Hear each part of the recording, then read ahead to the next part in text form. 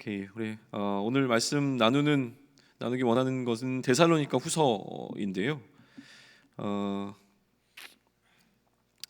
오늘 제목을 선을 행하다가 낙심하지 말라라고 잡았어요.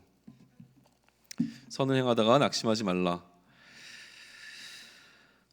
무엇인가를 하다가 문제를 마주하게 되어지죠. 그리고 그 문제에 막혀서 더 이상 무엇인가를 할 의지를 잃어버리게 되는 경험들을 좀 했을 겁니다. 그때 우리가 느끼는 감정이 아마도 낙심이라는 생각이 좀 들어요. 우리는 늘 문제에 직면합니다.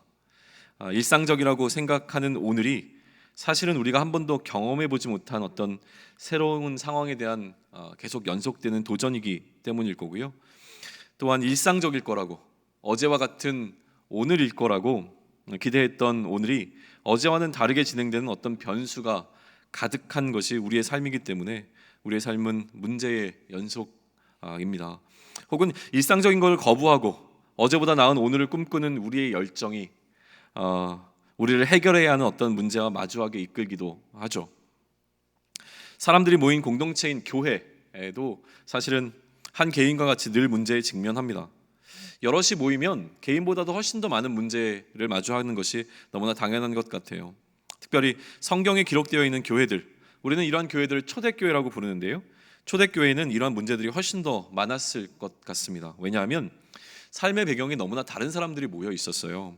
문화권이 달랐습니다. 히브리 문화, 또 헬라 문화에서 살았던 많은 사람들이 있었고요. 신분도 달랐습니다. 남녀가 달랐고 또 연령도 달랐을 겁니다. 그들이 모여있는 유일한 이유는요, 단지 예수를 그리스도로 고백한다는 그 한 가지로 공동체가 되어졌습니다. 우리도 사실은 그것과 다르지 않죠. 예수를 그리스도로 믿는다는 이유만으로 공동체를 이루었기 때문에 그 안에서 다양한 다양성들을 하나로 모아가는 것은 쉽지 않은 문제였을 겁니다. 특히나 초대교회였다는 것은 우리는 주목해 볼 만합니다. 초대교회, 초대라고 하는 것은 첫 번째라는 의미를 갖고 있잖아요. 무엇이든지 첫 번째 순서, 첫 번째 시도는 늘 우리 마음 가운데 불안함을 주는 것 같아요. 처음이라고 하는 것은 경험이 없는 것을 이야기하고요. 경험이 없다는 것은 어떤 우리가 마주하게 될 결과에 대한 두려움을 주기에 충분한 단어인 것 같습니다. 저는 운전을 참 잘해요. 그래서 목사가 되지 않았으면 첫 번째는 사기꾼이 됐을 것 같고, 두 번째는 트럭 운전사가 됐을 것 같아요. 운전하는 것을 참 즐겨 한다는 것을 유학하는 동안에 느꼈습니다. 자동차 운전하면, 여행을 하면 참 좋아요. 행복한 그 기분들을 느껴요. 근데 우리나라에서 운전했을 때 제가 가장 장거리를 운전했던 건 한 4시간 정도 걸리는 거리였던 것 같아요. 그런데 처음 미국에 가서 첫 자동차 여행을 기획하고 아리조나에 살았었는데, 한인마트가 이제 LA에 있어서 LA로 가는 여정을 계획하면서 7시간에서 8시간 정도의 자동차 여행을 계획을 했어야 했어요. 첫 여행이었기 때문에 굉장히 많은 두려움이 있었고, 여러 시간에 걸쳐서 또 계획을 세우고 또 계획을 세우면서 시간을 많이 보냈었습니다. 한번 그렇게 갔다 오고 나니까 그 다음부터는 조금 더 자신감이 붙어서 몇 박 며칠 동안 자동차 여행을 가는 것도 계획하게 됐고요. 나중에는 가장 멀리 갔다 왔던 것은 혼자 자동차 여행을 했던, 그러니까 자동차를 가장 오래 했던 거는 1000마일이면 한 1600km 씩 2번 이틀에 걸쳐서 하루에 1600km를 달렸던 게 제가 운전했던 가장 기록인 것 같아요. 이렇게 한번 하고 나니까 그 다음부터는 뭐 자신감이 하늘을 찔렀습니다. 그래서 어떤 사람이 어떤 여행을 한다고 하더라도 가이드가 될 수 있을 정도의 어떤 지식이 저에게 생겼고, 자동차 여행이 두렵지는 않습니다. 그렇기 때문에 뭔가 가이드가 되어준다는 것은 다른 사람에게 내가 경험했던 것을 간접적으로 알려주는 역할을 하게 되는 건데, 우리는 일반적으로 내가 처음 어떤 것을 경험할 때에 가장 좋은 방법은 먼저 그것을 경험한 사람들에게 묻는 걸 겁니다. 간접적으로 어떻게 하면 되는지를 묻게 되어지는데, 이런 것이 자연스러운 순서겠죠. 초대교회에서 사도들과 교사들의 역할이 아마 그러한 역할이었던 것 같아요. 반면에 거짓 교사들의 활동은 좀 수월했을 것 같습니다. 사도들과 선생들이 무언가 사람들에게 바른 길을 제시해주는 역할을 했다면, 거짓 교사들 또한 그들이 마치 참된 교사인 것처럼 행동하는 것은 어렵지 않았을 것 같습니다. 뭔가 아는 척하는 사람들, 그럴 법한 이야기를 하는 사람들이 교회 안에 분명히 있었을 것 같아요. 실제로 또 있었습니다. 데살로니가 교회도 다른 초대교회들과 마찬가지로 상당히 당황스러운 일들을 많이 겪었습니다. 예수 그리스도를 믿으면 죽지 않고 영생을 얻는다라고 해서 예수님을 믿기 시작했는데, 그들의 공동체 가운데서 예수를 믿고 난 다음에 죽음에 이르는 사람들이 나타나기 시작했습니다. 그럴 때 그들 마음속에 예수를 믿으면 영생을 얻는다고 했는데 이 죽음을 어떻게 받아들여야 하는 것이지? 부활이라고 하는 것을 어떻게 이해하면 좋을까라고 하는 의구심들이 들기 시작했을 거고요. 또 예수님께서 하늘로 올라가실 때 속히 오실 것처럼 약속을 하셨기 때문에 그들은 오랜 기간이 지나지 않아서 예수님이 다시 오실 거라고 믿었습니다. 그런데 시간은 자꾸 흘러가고 예수님은 오시지 않고 그들이 그리스도의 사람이라고 하는 것 때문에 겪게 되는 수많은 박해들은 그들을 어려움으로 끌고 갔을 것은 너무나 당연합니다. 그러니 그들 마음속에 예수님께서 하셨던 많은 약속들은 다 거짓처럼 느껴지게 됐겠죠. 예수님은 오시지 않을 거야 라고 하는 주장들이 일어나기 시작했을 것이고, 어쩌면 이미 우리는 종말이라고 하는 세상의 끝을 살아가고 있다라고 하는 주장하는 어떤 사람들의 이야기도 설득력을 가져가기 시작했을 겁니다. 이러한 교회들이 다 경험하게 되는 크고 작은 문제들에 있어서 어떻게 하면 그 문제들을 이해할 것인가 라고 하는 것을 사도들은 그 교회를 직접 방문하거나 아니면 편지를 보내서 그들하고 소통을 하기 시작을 하죠. 그들이 어떻게 이 문제를 해결할 것인가에 대한 지침을 준 것입니다. 우리 교회에도 크고 작은 회의 시간들이 있어요. 이러한 회의 가운데 진행되는 논의 속에서 대부분의 시간은 우리는 어떤 문제를 해결하는 것에 사용을 합니다. 우리는 기본적으로 어떻게 이 일을 문제없이 잘 해낼 것인가에 관심을 갖고 있기 때문에 그래요. 기획의 단계에서는 예상되어지는 문제들에 관한 이야기를 합니다. 그렇게 하면 이러한 문제가 있으니 그렇게 하면 안 됩니다 라는 이야기들을 하게 되고요. 무언가 실제로 일을 진행하다가 마주하게 되는 문제가 생겼을 때 어떻게 하면 좋지요? 라는 것으로 함께 씨름을 하는 것이 우리가 경험하게 되는 일들입니다. 교회는 정말 크고 작은 문제들로 가득 차 있습니다. 우리의 삶이 또한 그렇죠. 문제들에 관해서 여러 가지 해법들을 제시되어지고 있어요. 이 과정에서 어떤 문제를 해결하는 과정에서 문제의 답을 찾아가는 과정에서 교회 공동체인 우리가 늘 고민하는 것은 무엇이냐면, 그리고 우리가 고민해야만 하는 것은 무엇이냐면 어떻게 이 상황 가운데서 하나님의 뜻대로 결정하고 행할 수 있겠는가라고 하는 것을 우리는 고민해야 합니다. 다시 말합니다. 어떻게 하나님의 뜻대로 결정하고 행할 수 있겠는가라고 하는 것을 우리는 반드시 고민해야 하는 것이죠. 다시 말해서 성경의 원리를 우리의 결정에 반영하고자 하는 노력이 반드시 필요합니다. 성경적인 원리를 따라 결정해야 하는 것을 바울은 이렇게 얘기해요. 데살로니가 후서 2장 15절인데요. 제가 읽습니다. 그러므로 형제들아, 굳건하게 서서 말로나 우리의 편지로 가르침을 받은 전통을 지키라. 전통을 지킨다라고 하는 이 말표현은요, 자칫 굉장히 고리타분하게 느껴져요. 전통을 지켜라 라고 하는 주장인 것이죠. 근데 전통을 지킨다는 이 표현은 가르침대로 행한다라는 의미를 갖고 있습니다. 그들이 가르쳐준 그 가르침대로 행한다는 의미를 갖고 있는데, 그러면 결정이 되어지면 결정된 것을 행할 것이라고 하는 어떤 확신이 필요합니다. 바울은 데살로니가 교인들이 자신들의 가르침을 행할 것에 관한 확신이 있었어요. 오늘 우리가 본문을 읽었던 6절 좀 위로 올라가셔서요, 4절을 한번 보시죠. 데살로니가 3장 4절인데요, 이 4절을 보시면 이렇게 기록되어 있습니다. 너희에 대하여는 우리가 명한 것을 너희가 행하고 또 행할 줄을 우리가 주 안에서 확신하노니 라고 이야기하고 있어요. 너희가 행하고 또 행할 줄을 바울은 확신했습니다. 그 사람들이 이들이 이 편지를 수신하는 사람들이 하나님의 뜻을 조차 무엇인가 명령을 따라 행할 것, 그리고 그 행할 것을 행하되 확실히 행할 것이라고 하는 어떤 그 마음이 바울에게는 있었던 것 같습니다. 확신이라고 하는 것, 우리가 너무나 잘 알겠지만 말처럼 그렇게 쉬운 것은 아닌 것 같습니다. 우리는 서로를 얼마나 신뢰하고 있나요? 우리 주변에 있는 사람들을 여러분들은 얼마나 신뢰하고 있는지를 좀 묻고 싶습니다. 오늘 성경 퀴즈 대회가 있는 거 다 알고 계시죠? 성경 퀴즈 대회를 처음에 준비하면서 그 과정 가운데서 나는 사실 내가 참 청년들을 신뢰하지 못하고 있다는 것을 깨달았습니다. 선물이 어마어마하지 않으면 결코 성경 퀴즈에 관심이 없을 것 같았어요. 퀴즈 대회 자체에도 관심이 없고 성경에는 더더욱 관심이 없을 거라고 하는 어떤 마음이 내 가운데 있었습니다. 제 가운데 있었던 것이죠. 지금도 설교를 듣는 중에 설교에 관심이 없는 사람들이 눈에 보여요. 자꾸 안 봤으면 좋겠는데 자꾸 보입니다. 오늘 성경 퀴즈를 하면서 저는 제가 틀렸다라고 하는 것을 확인할 수 있었으면 좋겠습니다. 여러분들이 너무나 성경에 관심이 많고 성경 퀴즈대를 위해서 얼마나 마음을 쏟았는지를 경험하게 됨으로 말미암아 회개하며 눈물을 흘릴 수 있기를 소망합니다. 정말 간절히 소망합니다. 바울은 어떻게 그의 편지 수신자들이 무엇인가 그들의 명령을 따라 행할 것이라고 하는 것을 이처럼 확신할 수 있었을까요? 이게 너무 부러운 거예요. 바울의 이 확신이 저는 너무나 부럽습니다. 제가 우리 공동체를 향하여서 느끼지 못하는 그 확신을 바울은 느끼고 있다고 하는 것이 너무나 부러웠습니다. 요즘 제 고민이기도 합니다.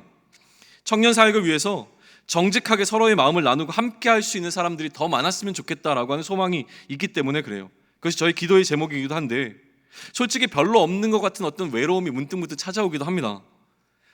그러니 바울이 부러울 수밖에 없죠. 바울은 그 가운데 어떻게 이러한 확신을 가질 수 있었을까라는 생각이 듭니다. 이러한 고민을 하던 중에요, 오늘 말씀을 준비하면서 제 마음 가운데 특별히 더 들어왔던 단어가 하나 있습니다. 그것은 무엇이냐면 주 안에서라고 하는 표현입니다. 4절 다시 한번 보세요. 너희에 대하여는 우리가 명한 것을 너희가 행하고 또 행할 줄을 우리가 확신하노니. 근데 그냥 확신하는 것이 아니라 무엇이냐면 주 안에서 확신하노니 라고 되어 있다고 하는 것이죠. 요즘 제가 완전히 꽂힌 말 가운데 하나입니다. 그리스도 안에서, 주 안에서 라고 하는 말인데요, 이 말이 얼마나 강력한 의미를 담고 있는지를 새삼 깨달아가고 있는 중이기 때문에 그렇습니다. 언젠가 정리가 되어지면 여러분과 나눌 기회가 있을 거라고 믿습니다. 바울은 그냥 확신한 게 아니었습니다. 주 안에서 확신한 것이었습니다. 이미 이 4절 앞에 보면 3절에 무엇이 기록되어 있냐면 주는 믿부사, 믿부다는 말이 무엇입니까? 믿을만 하시다라고 하는 것입니다. 완전히 믿을 수 있다라고 하는 것이죠. 주는 믿부사 너희를 굳건하게 하시고 악한 자에게서 지키시리라라고 하는 주님을 향한 그 확신이 바울에게는 있었고요. 그 주님으로 말미암아 그 주 안에서 누구를?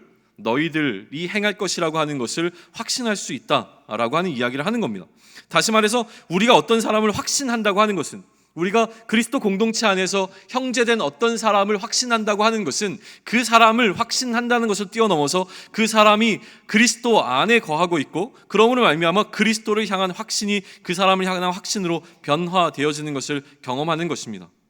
그 사람을 믿는 믿음이 아니라 어쩌면 그가 그리스도 안에 있을 때 그 그리스도를 신뢰하는 것이라고 말하는 것이 옳다라고 하는 것입니다. 저도 제 자신을 신뢰하지 못합니다. 그러나 내 안에 계신 성령님을 신뢰하는 것, 마찬가지로 우리는 세상의 기준과 사람의 판단으로 서로를 바라보는 것이 아니라 그가 그리스도 안에 있는지를 보고 그 그리스도를 신뢰해야 하는 것이죠. 그러면 무엇을 말하는 것일까요? 우리의 모든 논의의 근거는 그리스도 안에 있음에서 출발해야 합니다.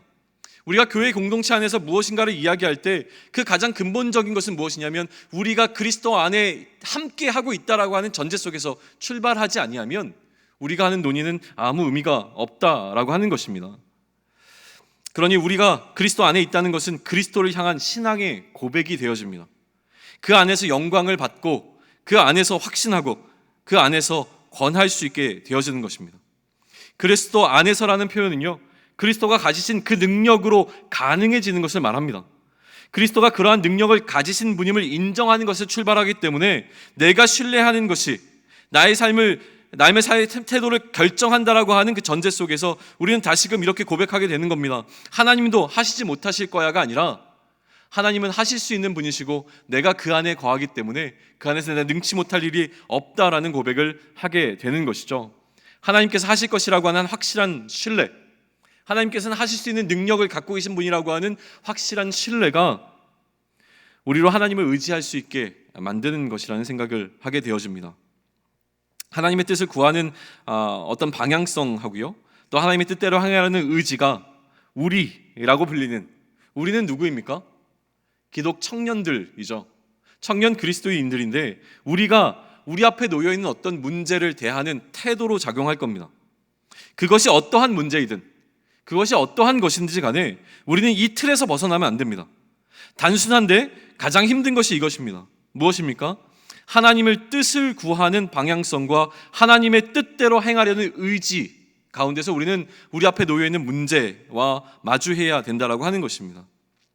이쯤에서 다시 한번 또 회개하면서 고백하는 것이 무엇이냐면 나의 믿음 없음일 것입니다. 요즘 제가 제일 많이 하는 말이 무엇이냐면 미안하다는 말입니다. 여러분들 만나면 제가 가장 첫 번째 하는 말이 미안하다는 말인 것 같아요. 많이 시간을 내지 못해서 미안하고, 많이 관심을 갖지 못해서 미안하고, 많이 함께 하지 못한 것이 참 많이 미안합니다. 그런데 사실 그러한 미안함보다 말씀을 준비하면서 제 마음 가운데 가장 미안함으로 다가왔던 것은 무엇이냐면, 어느 순간부터 내가 말씀을 설교자로 서서 전하면서 무언가 이 설교를 듣는 청중들에 대한, 다시 말해서 여러분들에 대한 기대감이 많이 낮아져 있는 것은 아닌가라는 생각을 하게 된 것이 참 미안합니다. 설교를 들으면 과연 설교를 들은 사람들이 이 말씀대로 행할까라고 하는 의심이 생겼습니다. 목장 모임을 하면서 말씀을 나누고 우리가 무엇인가 이 말씀을 우리 삶에 적용하기 위해서 행함을 이야기할 때 과연 우리 청년들은 이 말씀을 놓고 적극적으로 고민하고 있을까라고 하는 질문이 생긴 것입니다. 그러니 이렇게 하는 것이 무슨 의미가 있을까라는 불신이 어느 순간 제 마음 가운데 들어오게 된 것이죠. 그런데 바울은 전혀 의심하지 않습니다. 바울에게는 그의 편지의 수신자들이 명한 것을 지켜 행할 것이라고 하는 확신이 있었습니다. 왜냐하면 그렇게 하는 것이 내 능력이 아니라 말씀의 능력이 그렇게 하실 것인 것을 믿었기 때문이겠죠. 내년을 준비하면서 다시 말씀 그 자체의 능력을 신뢰하기로 했습니다. 나의 능력이나 여러분들의 능력을 신뢰하지 않습니다. 내년을 준비하면서 가장 신뢰하고자 하는 것은 무엇이냐면 말씀 그 자체가 갖고 있는 능력입니다. 왜냐하면 말씀은 하나님의 말씀이기 때문에 그렇습니다. 예배와 목장 모임이 전면적으로 개편될 겁니다. 저는 이것을 레디컬 체인지라고 부르고 싶은데요. 레디컬이라고 하는 책이 굉장히 인기를 끌었던 적이 있습니다. 급진적인 이라고 번역하는 것이 맞을까요? 급격한 어떤 변화들을 가져오게 될 텐데, 그렇다고 뭘 많은 거를 뜯어고치고 새롭게 한다는 의미가 아닙니다. 내년부터 우리의 예배는, 또 우리의 목장 모임은, 우리의 청년교회는 복음의 능력을 경험하는 일에 집중하고자 합니다. 가장 근본적으로 우리가 경험해야 되는 것은 복음 그 자체의 능력이 있다는 것을 우리가 말로만 들어서 아는 것이 아니라 실제로 나의 삶 가운데서 경험하는 것이 너무나 중요한 것 같습니다. 복음의 파트너가 된 자들이 우리입니다. 복음의 파트너가 되면 그 복음으로 세상을 바꿀 수 있다고 말씀은 이야기하는데, 과연 우리는 얼마나 이 복음으로 세상을 바꾸는 것을 경험해 왔는지 다시금 돌아봅니다. 2015년 우리가 이 말씀을 통하여서 세상을 변화시키는 청년들로 살았는지 다시 한번 돌아보는 것입니다. 이론이 되어버렸습니다.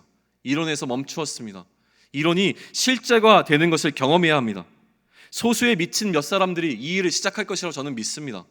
그렇게 하나님의 일들은 이루어졌기 때문입니다.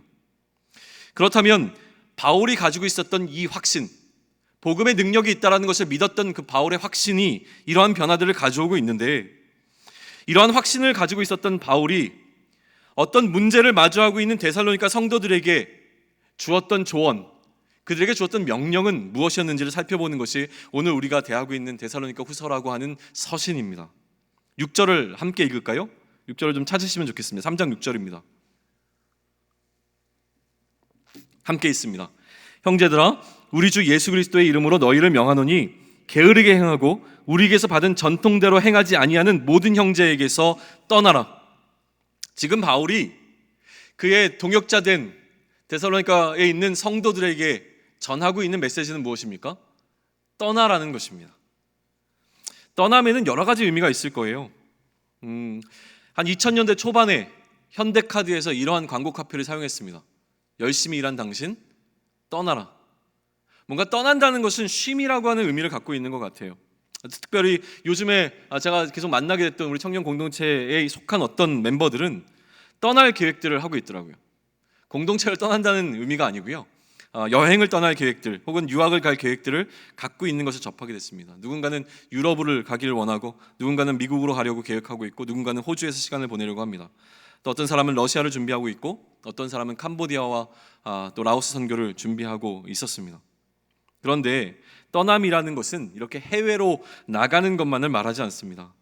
우리가 얘기하고 싶은 떠남이란 기본적으로 익숙한 어떤 것으로부터 벗어나는 것을 이야기합니다. 그러니 익숙함을 포기하는 것이 떠남이라고도 이야기할 수 있을 것 같습니다. 신앙적인 의미에서 익숙함의 포기라고 하는 것은 신앙적인 의미에서 말씀, 성경적인 의미에서 익숙함을 포기한다라는 것은 굉장히 중요하고 매력적인 개념입니다. 익숙함을 포기했다는 것은 나에게 유익이 되지 않는 쪽으로 결정했다고 하는 것입니다. 내 판단에 여전히 위험 요소가 있어요. 그것을 선택하면 안 될 것 같아요. 그런데 그쪽으로 선택하는 모험을 감행하는 것, 그것이 성경이 우리에게 전하고 있는 강력한 메시지 가운데 하나이기 때문에 그렇습니다. 앞서 이야기했던 기독 청년 그리스도인인 우리가 해야 하는 것이 있습니다. 그것은 하나님의 뜻을 구하고 그 뜻대로 행하는 것이라고 이야기했습니다. 이것을 방금 이야기한 익숙함을 포기하는 것과 통합해서 정리하면 이렇게 정리해 볼 수 있어요. 하나님의 뜻을 구하고 그의 뜻대로 행하기 위해 내 뜻을 포기하는 것입니다. 다시 한번요. 하나님의 뜻을 구하고 그의 뜻대로 행하기 위해서 내 뜻을 포기하는 것이 필요합니다. 내 뜻을 포기하는 것, 이것을 조금 더 어렵게 말하고 혹은 조금 더 멋있게 말한다면, 혹은 좀 더 성경적으로 이야기한다면 자기를 부인하고 자기 십자가를 지는 것이라고 이야기할 수 있겠죠. 예수님의 따름의 원칙은, 이 예수님을 따른다라고 하는 원칙은 이 버려두고에서부터 출발합니다. 내 것을 포기하고에서 출발하는 것을 우리는 다시금 기억해내야 합니다. 두 주인을 섬길 수 없다고 누가복음은 이야기합니다. 내 것을 움켜쥐고 그리스도를 붙잡을 수 없음은 너무나 명백합니다. 내 마음의 손을 좀 볼 수 있는 시간이 되었으면 좋겠습니다. 내가 쥐고 있는 것은 무엇인가 라고 하는 것인데요, 이런 것을 말씀을 준비하는데 오늘 동훈 형제가 찬양을 통해서 또 메시지를 정할 때 이 이야기를 할 때마다 저는 참 좋습니다. 이렇게 하나가 되어가는구나 라는 생각을 좀 해요. 전혀 우리 대화를 나눈 것이 아닌데 무언가 이러한 마음을, 동일한 마음을 갖게 하셨다는 것이 좀 성령님의 일하심이 아닌가라는 생각을 하면서 가끔 되게 행복합니다. 6절을 다시 한번 읽을까요? 우리 한 목소리로 다시 한번 좀 씩씩하게 읽으면 좋겠습니다. 함께 있습니다. 시작. 형제들아, 우리 주 예수 그리스도의 이름으로 너희를 명하노니 게으르게 행하고 우리에게서 받은 전통대로 행하지 아니하는 모든 형제에게서 떠나라.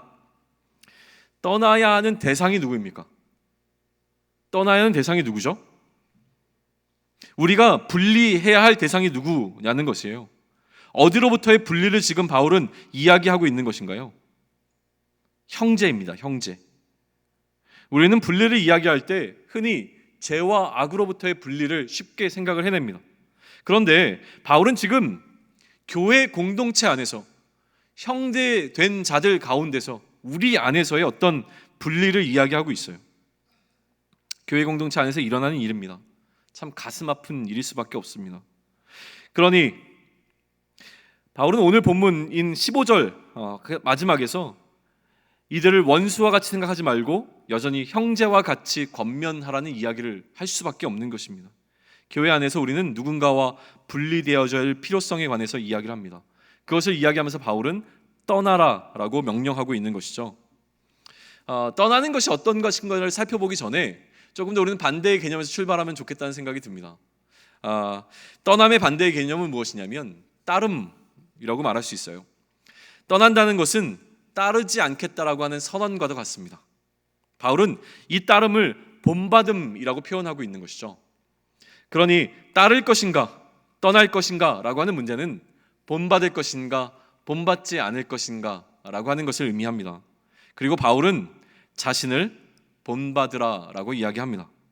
나아가 바울은 자신이 그들에게 본이 되기 위해서 어떠한 노력을 했는지를 나타내기 위해서 주저하지 않습니다. 그가 어떻게 자신이 본이 되기 위해서 행했는지에 관한 기록이 7절부터 9절까지 말씀 가운데 있습니다. 우리 찾아서 좀 함께 읽으면 좋겠습니다.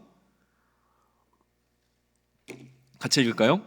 자, 시작. 어떻게 우리를 본받아야 할지를 너희가 스스로 아나니 우리가 너희 가운데서 무질서하게 행하지 아니하며 누구에게서든지 음식을 값없이 먹지 않고 오직 수고하고 애써 주야로 인함은 너희 아무에게도 폐를 끼치지 아니하려 함이니 우리에게 권리가 없는 것이 아니요 오직 스스로 너희에게 본을 보여 우리를 본받게 하려 함이니라.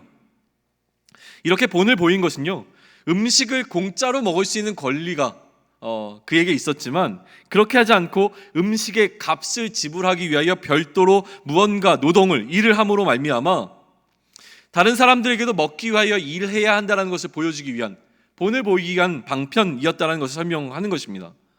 이러한 본을 보임을 통해서 바울은 데살로니가 교회에서 마주한 문제, 그 문제가 무엇이냐면 너무나 당당하게도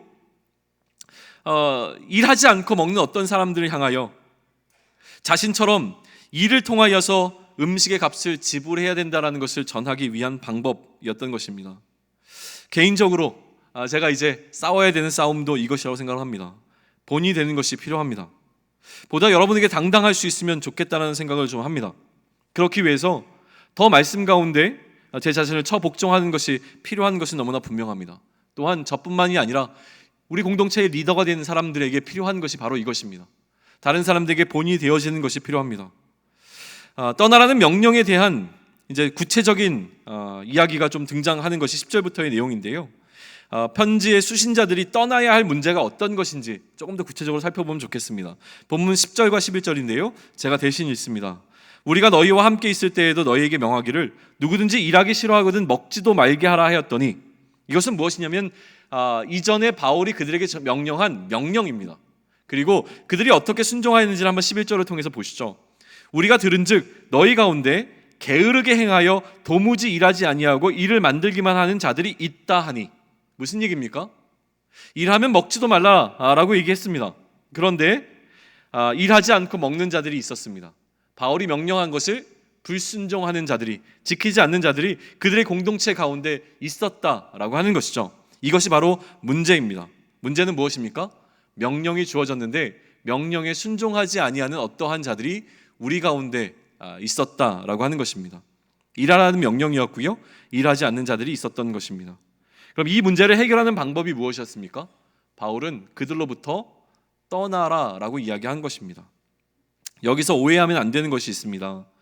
떠나라는 것은요, 문제를 덮어두고 떠나는 그 떠남을 이야기하지 않습니다. 바울이 말하는 떠남이라고 하는 것은 이러한 어떤 문제로부터, 내가 해결할 수 없을 것만 같은 어떤 갑갑한 상황으로부터 벗어나는 것을 이야기하지 않습니다. 다시 말해서 도피를 이야기하지 않는다고 하는 것입니다. 왜냐하면 12절에서 바울은 이것을 다시 상세하게 명령하면서 가장 먼저 문제를 해결하고자 노력합니다. 12절을 다시 한번 보시죠. 문제의 원인이 되는 그 어떤 불순종하는 이들에게 주는 명령이 앞서고 있는 것이죠. 12절을 우리 한 목소리 같이 한번 읽을까요? 자, 시작. 이런 자들에게 우리가 명하고 주 예수 그리스도 안에서 권하기를 조용히 일하여 자기 양식을 먹으라 하노라. 조용히 일하여 자기 양식을 먹으라. 일하지 않고 먹는 자들, 일하고 먹으라는 명령을 지키지 않는 그 자들에게 바울이 단호한 목소리로 이야기하는 단 한마디는 무엇입니까? 조용히 일하여 자기 양식을 먹어야 된다라는 명령입니다. 더 이상 타협의 여지가 없는 분명한, 지키지 않았던 것을 지키라라고 하는 바울의 명령인 것이죠. 그리고 나서 명령을 따랐던 자들에게 이처럼 명령을 따르지 않는 자들과 함께 공동체를 이루고 있는 이 상황 가운데서 어떻게 하면 좋은 것인지에 관한 설명을 연이어 하고 있는 것이 13절로부터 15절까지의 말씀이라고 하는 것입니다. 떠남에 대한 더 구체적인 3가지 명령을 줍니다. 이 명령이 너무나 중요합니다. 우리 함께 13절로부터 15절까지를 좀 읽을까요? 자, 시작. 형제들아, 너희는 선을 행하다가 낙심하지 말라. 누가 이 편지에 한 우리 말을 순종하지 아니하거든 그 사람을 지목하여 사귀지 말고 그로 하여금 부끄럽게 하라. 그러나 원수와 같이 생각하지 말고 형제같이 권면하라. 요약하면 이렇습니다. 첫 번째, 낙심하면 안 됩니다. 두 번째, 그 사람들을 부끄럽게 하십시오. 세 번째는 무엇입니까? 형제같이 권면하셔야 합니다 라고 하는 3가지 명령을 주었습니다. 오늘 제가 여러분과 나누고 싶은 것은요, 어떤 특정한 문제와 그 문제를 어떻게 해결하였는가가 아니라 그 문제가 어떠한 것인든, 우리 공동체 안에서 우리가 마주하게 되는 문제가 어떠한 것이든지 간에 우리가 교회 공동체 안에서 마주하는 이런 문제를 대하는 기본적인 태도가 무엇인가를 여러분과 나누기를 원합니다. 바울은 무엇이라고 얘기합니까? 선을 행하다가 낙심하지 말라고 말합니다. 갈라디아서 6장 9절은 이렇게 기록합니다. 우리가 선을 행하되 낙심하지 말지니 포기하지 아니하면 때가 이름에 거두리라. 그러므로 낙심하지 말라는 것은 포기하지 말라는 말입니다.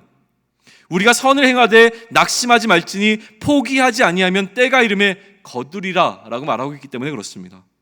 선을 행하다가 포기하지 말라는 말입니다. 그렇다면 선을 행하는 것은 무엇입니까? 일반적으로 선을 행해야 된다는 얘기를 들으면 여러분 머릿속에 가장 먼저 떠오르는 것은 어떤 것이에요? 크게 2가지로 구분해 볼 수 있습니다. 첫 번째는 착한 일을 해야지 라는 생각이 듭니다. 선행하자라고 하면 착한 일을 해야지라는 생각이 듭니다. 두 번째는 무엇이냐면 뭔가 옳은 일을 해야지라는 생각이 들어올 겁니다. 선을 행한다는 것은 두 가지로 이해되어집니다. 착한 일을 하거나 옳은 일을 하는 것이 선행을 한 것이라고 하는 것이 일반적인 이해입니다. 그런데 저는 오늘 데살로니가 전후서에서 계속 나타나고 있는 어떤 주제 가운데 이 선행이라고 하는 것을 이해하면 좋겠습니다. 데살로니가 전후서에서 이야기하는 선행이라고 하는 것은 전통을 따르는 것입니다. 다시 말해서 아까도 이야기했지만 사도들의 가르침을 따르는 것을 선을 행하는 것이라고 이야기하고 있는 것입니다. 말씀 가운데 하나님의 뜻을 발견하는 삶을 사는 것, 그 뜻대로 살아가기 위해서 내 뜻을 포기하는 삶을 사는 것, 자기를 부인하고 자기 십자가를 지는 삶을 사는 것, 내 뜻이 죽고 하나님의 뜻이 사는 삶을 사는 것, 그러므로 내가 죽고 그리스도가 사는 삶을 사는 것, 그것이 선을 행하는 삶이라고 이야기하는 것입니다. 결국 이것은요, 본받음과 연관되어집니다. 바울이 행한 것은 그리스도를 본받기 위해 치열하게 몸부림쳤던 것입니다. 이제 우리는 바울이 그리스도를 본받으려 했던 것을 본받아야 하는 것이죠. 예수님께서 우리에게 보여주신 본은 하나님의 뜻을 위하여 자신의 뜻을 포기하는 것이었습니다. 죽기까지 복종하신 것이었죠. 그런데 선을 행하되 낙심하지 말라라고 하는 권면이, 명령이 우리에게 필요한 것은 왜입니까? 안타까운 일입니다. 선을 행하다가 우리는 필연적으로 낙심하는 상황을 마주할 수 있다라고 하는 것이 전제되어 있습니다. 선을 행하면, 다시 얘기해서 하나님의 명령에 순종하면, 다시 얘기해서 하나님의 뜻대로 살아가면 내 앞길이 평탄해야 하는데, 그처럼 하나님의 백성으로 살아가는 것이, 그리스도의 제자로 살아가는 것이, 이 땅에서 청년 그리스도인으로 살아가는 것이 쉽지 않음을 이야기합니다. 그렇게 선을 행하다가 무엇을 마주합니까? 낙심되는 상황을 우리는 반드시 마주할 수밖에 없기에, 그런 상황 가운데서 이 말씀을 기억하라고 우리에게 주신 것이 선을 행하다가 포기하지 말라라고 하는 것입니다. 그러면 어떠한 절망적인 상황 가운데서도 우리가 무릎을 꿇지 않고 낙심하지 않을 수 있는 이유는 무엇일까요? 흔히 절망 가운데서도 우리가 견뎌낼 수 있는 것은 절망 중에 피어난 희망을 바라볼 때입니다. 성경적인 용어로 이 희망이라고 하는 것은 소망이 훨씬 더 부드러운 것 같아요. 절망 가운데 희망을 놓지 않는다라고 하는 것은 낙심 가운데 우리가 붙잡을 소망이 필요하다는 말입니다. 선을 행하는 것, 하나님의 뜻대로 행하다가 소망을 붙잡고 견뎌낼 수 있는 것, 너무나 어떻게 보면 당연한 이야기인데 이것이 얼마나 힘들다라고 하는 것은 우리가 잘 알고 있습니다. 이러한 이야기가 얼마나 높은 차원의 이야기인지 우리는 잘 압니다. 선을 행하기 위해서, 하나님의 말씀을 따라 살기 위해서 나름대로 애쓰다가 사람이라고 하는 돌뿌리에 걸려 넘어집니다. 흙바닥에 나뒹구는 상황 속에서도 고작 이 정도에 넘어져서 나뒹굴고 있는 내 모습이 오히려 실망스럽습니다. 쪽팔리죠. 그래도 더 버텨보려고 털고 일어나서 어금니 꽉 깨물고 다시 하나님의 명령이니까 순종해야지, 하나님의 명령이니까 그 사람 사랑해야지, 하나님의 말씀이니 따라야지 하면서 힘겨운 걸음을 내딛는데, 하나님의 명령을 따라 살지 않는 이들이 나보다 훨씬 더 잘 나가는 것 같습니다. 하나님의 명령을 따르지 않는 그들이 훨씬 더 편안한 삶을 사는 것 같습니다. 이런 내가, 하나님의 명령을 따르기 위해서 아등바등 살아가는 내가 구질구질하게 느껴지는 어떤 순간을 마주하게 되어집니다. 일순간 모든 것이 짜증스러워지고 무가치하게 여겨지는 순간을 마주하게 되어집니다. 하나님의 명령대로 사는 내가 자랑스러운 것이 아니라 너무나 왜소하고 부끄럽게 느껴지는 순간들을 우리는 경험하게 된다고 하는 것입니다. 근데 그러한 순간에조차 우리가 낙심하지 않고 붙잡아야 하는 소망은 과연 무엇인가요? 때로는 그러한 소망이 있는가라고 하는 의심마저 나를 사로잡습니다. 그럼에도 불구하고 선을 행하다가 낙심하지 말라고 하는 이 말이 우리의 현실에서 무슨 의미가 있겠는가라고 하는 것입니다. 이 말씀이 나에게 능력이 되어지십니까? 아니, 내가 낙심된 상황에서 죽어도 하기 싫다는 말이 목구멍을 타고 오르는 그 순간에도 정말 우리는 선을 행하다가 낙심하지 않을 수 있는가를 질문해 보아야 한다는 것입니다. 그러니 그럼에도 불구하고 바울은 왜 선을 행하다가 포기하지 말라고 말하는가를 생각해 보는 것이 유익이 될 줄로 믿습니다. 바울이 데살로니가 교회에 전한 소망은 그가 이 세상의 끝인 종말과 예수님의 다시 오심이라고 하는 재림에 대한 깊은 이해가 있었기 때문에 그렇습니다. 바울은요, 재림에 대한, 종말에 대한, 구원에 대한 분명한 이해가 있었습니다. 재림과 종말과 구원에 대한 보다 분명한 이해가 우리로 낙심치 않게 하는 소망이 되어집니다. 바울은 이것을 알고 있었습니다. 현재의 우리의 시선이 머무르면 우리는 우리가 경험하고 있는 이 상황을 뛰어넘을 수가 없습니다. 구원에 대한 올바른 이해가 우리의 태도를 결정해 낼 것입니다. 다시 말해서 우리에게 소망이 없다면, 우리에게 구원이라는 소망이 없다면, 우리에게 종말이라고 하는 소망이 없다면, 우리에게 재림이라고 하는 소망이 없다면, 우리에게 부활이라고 하는 소망이 없다면 우리는 이 땅에서 선을 행하다가, 우리는 이 땅에서 하나님의 명령대로 살다가 낙심하게 될 것이 분명합니다. 소망이 없으니 계속 선을 행해야 할 이유가 우리에게는 전혀 없는 것입니다. 다시 처음의 질문으로 돌아갑니다. 하나님의 일을 하다가, 하나님의 뜻대로 행하다가, 다시 말해서 선을 행하다 보면 낙심되는 순간은 반드시 옵니다. 그런데 가만히 생각해 보면 나를 낙심케 하는 것은 대부분 다른 사람들과의 비교 속에서 오는 것을 우리는 발견하게 되어집니다. 나보다 수월하게 하나님의 일을 잘 행하는 어떤 사람과 나를 비교하는 순간 나는 낙심이 되어집니다. 때로는 하나님의 말씀과 같이 행하지 않는 어떤 자와 나를 비교했을 때 낙심이 되어집니다. 그런데 오늘 이 서신에서 바울이 집중하고 있는 것은 후자입니다. 불순종하는 자 때문에 오게 되는 낙심입니다. 바울은 불순종하는 자로 인해서 내 마음 가운데 찾아오는 이 낙심 가운데 어떻게 하면 이 낙심을 극복할 것인가에 관해서 원리를 제시하고 있는 것이 14절부터의 내용입니다. 14절을 다시 한번 보시죠. 바울은 어떻게 시작합니까? 우리가 이 편지에 한 우리말을 순종하지 아니하거든. 누가 이 편지에 한 우리말을 순종하지 아니하거든. 순종하지 않는 어떤 자에 관한 이야기로 시작하고 있는 겁니다. 순종치 않는 자로 인해 발생하는 문제로 인해서 선을 행하다가 낙심하지 말고 해야 할 것이 있다라고 하는 겁니다.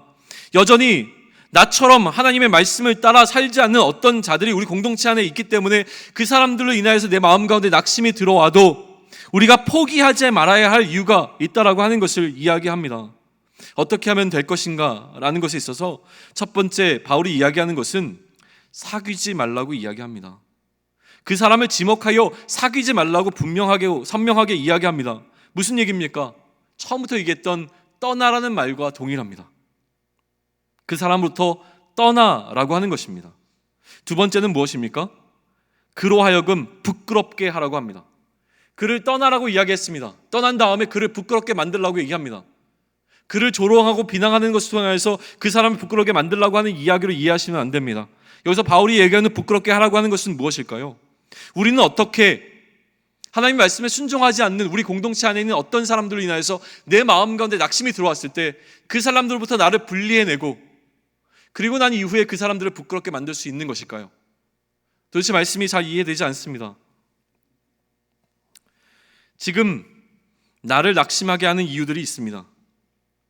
내가 하나님의 뜻에 순종함으로 세상의 기준에 미련한 자가 되어졌기 때문에 내 마음 가운데 낙심이 들어왔습니다. 상대적으로 느끼는 부끄러움이 내 안에 있습니다. 그런데 이러한 부끄러움이 진짜가 아니라라고 하는 것을 바울은 그가 재림과 종말에 관한 이야기를 하면서 우리에게 알려주는 것입니다. 아니, 오히려 우리가 이 땅 가운데서 세상 사람들의 기준에 따라 혹은 하나님의 명령을 따라 살지 않는 어떤 사람들 기준에 따라 본다면 부끄러울 수 있음을 인정합니다. 그러나 만일 우리에게 영광의 소망이 있다면 그날의 영원한 부끄러움을 당할 자가 누구인지, 내가 누릴 영광이 어떠한지를 알기에 지금 이 부끄러움을 넘어설 수 있게 된다라고 하는 것을 바울을 이야기하고 있는 것입니다. 이것이 정확하게 예수님께서 하신 일이기 때문에 바울도 이야기합니다. 히브리서는 이렇게 기록하고 있습니다. 믿음의 주요 또 온전하게 하시는 이인 예수를 바라보자. 그는 그 앞에 있는 기쁨을 위하여 십자가를 참으사 부끄러움을 개의치 아니하시더니 하나님 보좌 우편에 앉으셨느니라. 예수님께서는 그 앞에 있는 기쁨을 위하여 십자가를 참으셨고 부끄러움을 개의치 아니하셨습니다. 선을 행하다가 낙심케 되는 상황은 반드시 옵니다. 참고 개의치 않아야 한다고 이야기합니다. 왜냐하면 예수님께서 그렇게 본을 보이셨기에, 그리고 그 본을 따라 사도들도 그러한 것을 개의치 아니하였기에 우리도 그 본을 받아야 한다는 것을 이야기합니다. 이 세상이 끝나는 날 영원한 부끄러움에 처할 이들은 우리가 아니라 그들이기 때문에 그렇습니다. 그들이 부끄러움을 당하기 위하면 우리는 그 끝날까지 우리가 견디어 인내하고 포기하지 않아야 한다는 것을 말하는 것이 바로 그들을 부끄럽게 하라고 하는 바울의 권면인 것입니다. 세상이 끝나는 날 영원한 부끄러움에 처할 이들은 우리가 아니라 그들입니다. 사람에게 쪽팔리더라도 하나님께 쪽팔리지 말자고 하는 것이 바울의 이야기입니다. 여러분은 사람에게 부끄러운 것이 마음의 불편함으로 다가오십니까? 아니면 하나님께 부끄러운 것이 나의 마음을 불편하게 하고 있습니까? 세 번째입니다. 그런데 이처럼 우리의 목적이 그들로부터 나를 분리해내고, 그래서 나는 온전히 하나님의 명령을 따라 견뎌냄으로 말미암아 그날에 그들로 내가 영광을 얻는 것을 보는 것을 통하여 그들이 부끄러움을 느끼게 만들려고 하는 것을 이야기하면서 마지막에 바울은 이것을 빼먹지 않습니다. 뭐라고 얘기합니까? 그럼에도 불구하고 그들을 품으라고 말합니다. 그러나 원수와 같이 생각하지 말고 형제같이 권면하라. 이것이 소름 끼치는 사랑입니다. 결국 우리가 낙심치 않기 위하여 그들을 떠나 견디고, 그래서 그들을 부끄럽게 하는 것이 우리의 소망의 끝이라고 하더라도 교회 안에서 발생한 이 문제에 있어서 우리는 이들을 원수로 대하는 것이 아니라 형제로 대하고, 그들이 하나님의 명령을 따르도록 권면하는 것이 반드시 필요하다라고 하는 것입니다. 여기까지가 우리의 몫입니다. 주님이 이렇게 하셨기 때문에 우리는 주님을 본받아야 합니다.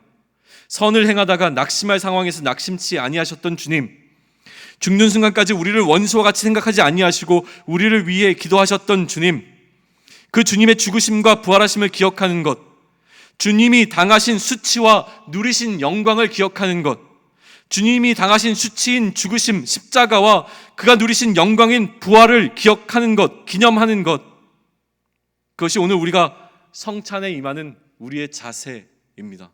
성찬은 주님의 죽으심과 부활하심을 기념하는 것입니다. 이제 우리가 성찬 예식을 하고자 합니다.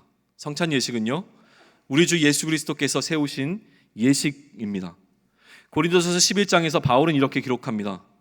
내가 너희에게 전한 것은 주께 받은 것이니 곧 주 예수께서 잡히시던 밤에 떡을 가시사 축사하시고 떼어 가라사대 이것은 너희를 위하는 내 몸이니 이것을 행하여 나를 기념하라 하시고, 식후에 또한 잔을 가지시고 가라사대 이 잔은 내 피로 세운 새 언약이니 이것을 행하여 마실 때마다 나를 기념하라 하셨으니 너희가 이 떡을 먹으며 이 잔을 마실 때마다 주의 죽으심을 오실 때까지 전하는 것이니라.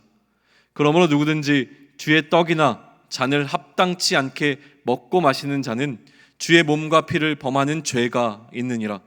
사람이 자기를 살피고 그 후에야 이 떡을 먹고 잔을 마실지니 주의 몸을 분변치 못하고 먹고 마시는 자는 자기의 죄를 먹고 마시는 것이니라. 이러므로 너희 중에 약한 자와 병든 자가 많고 잠자는 자도 적지 아니하니 우리가 우리를 살폈으면 판단을 받지 아니하려니와 우리가 판단을 받는 것은 주께 징계를 받는 것이니 이는 우리로 세상과 함께 죄 정함을 받지 않게 하려 함이라. 그러므로 성찬 예식은 그리스도를 기념하는 예식이며 예수님께서 다시 오시는 그날까지 주의 죽으심과 부활하심을 기억하게 하는 예식입니다. 이 예식을 통해서 하나님께서는 우리에게 힘을 주사 죄를 대적하게 하시며 모든 고난에서 우리를 견고하게 하실 것입니다. 또한 우리를 장려하시고 격발하여 맡은 책임을 감당하게 하며 사랑과 열심히 우리를 감화하며 믿음과 거룩한 주의를 일으키며 양심의 평안함과 소망을 확장하게 하는 데 무한한 유익이 될 것입니다. 그러나 이 예식에 참여하기 위해서는 자기를 살펴야 합니다.